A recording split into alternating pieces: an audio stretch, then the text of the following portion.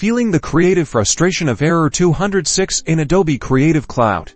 Let's get you back to your creative flow by troubleshooting this pesky installation or update error. Starting with the basics, checking your internet connection. Step 1. Confirm that your internet is working. Ensure your device is connected to the internet and that you can access other websites or online services.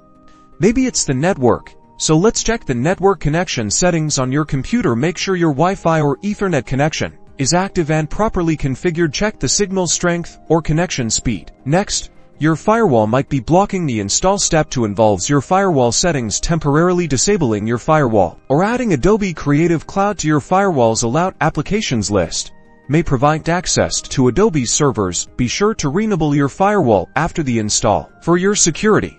Still no luck? Step 3 involves checking Adobe's server status. Sometimes the issue isn't on your end. Check Adobe's system status page to see if there are any known issues or outages preventing installations or updates. If all else fails, restart your computer and try the update again. Often, a simple reboot clears out temporary files and processes that might be causing the conflict. If the problem persists, consider uninstalling and reinstalling the Adobe Creative Cloud desktop app. With these steps, you should be back on track with your creative work.